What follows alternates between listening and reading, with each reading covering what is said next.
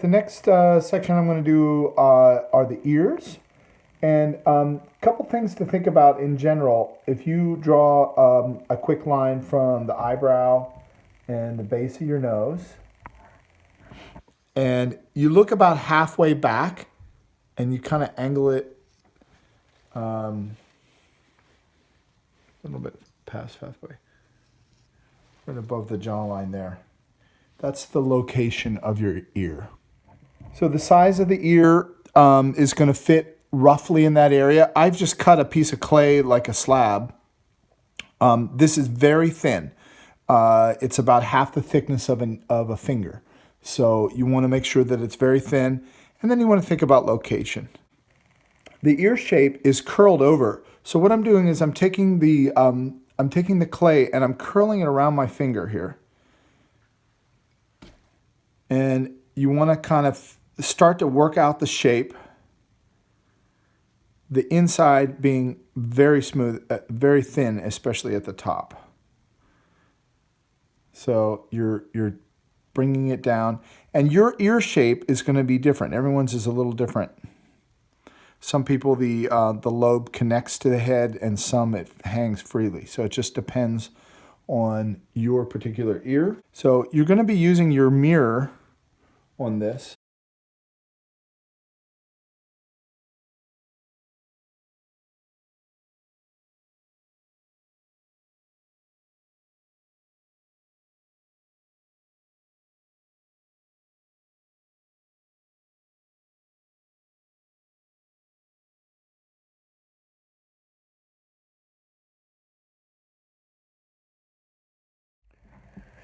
Okay, one of the harder things to do is to do matching ears because they're on the opposite side of the head. It's unlike the eyes, which are right next to each other, which my eyes I still need to work on, but it's all the way on the other side. So it's about matching up the location and things. So the first thing is when you come over to figure out your second ear, you're going to want to use the same strategy. So remember, you're going to come back from the eyebrow and the nose, and you're about at the midpoint. Now, what you might do is stand up and going across from the head, kind of mark it. And this is kind of where the front of the ear is. So I know that on my other side, this is approximate location. One of the easiest ways to do it is to kind of mold it in tandem. So basically, you're looking at the ear you already made, and then you're looking at the new ear, and then you're trying to match those up or make them parallel. Start thinking as it emanates from the head, creating the little curl. I like to use my thumb there because it's almost a thumbprint there. You can almost put your thumb and just kind of curl that top part around there. Your mark here is going to be somewhere in this range of what gets removed. Location is going to be somewhat like that. And then you go over on the other side. And you're thinking about placement. On the other side, I had to add some cheek right in here. So I'm going to add a little bit of cheek first.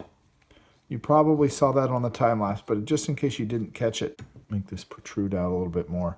So yeah, you're always constantly adjusting. Everything's a relationship, and I talked about this before. So your relationship between your cheek and your mouth and your nose. And as you do one thing, you realize, oh yeah, that doesn't look right there. So then you're tweaking some other little part. And these things, because they all kind of work together, it starts to make sense over time. You should spend at least half of your time on this project. Should be stopping and looking at what you made and then making adjustments. The amount that your ear sticks out varies. Do some tests and take some look. And if I don't like it, once I put it in there, I'll make a new one and put a new one in. If something's going to bother you now, 2 weeks from now, it's going to bother you as well.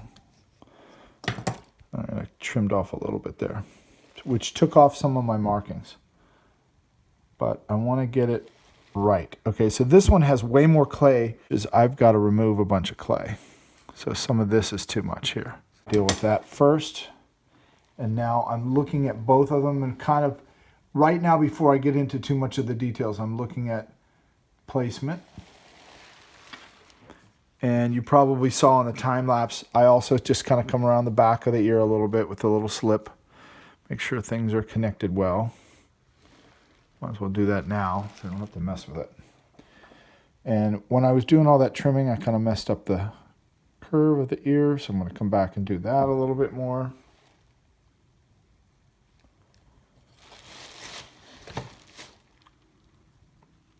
So I'm going to take a little bit of this clay out. As I look at it, it seems like this right ear is a little bit taller. So I need to fix that now. I'm almost tempted to just redo this one, but I think just for the value of the video, I'm going to make my adjustments here.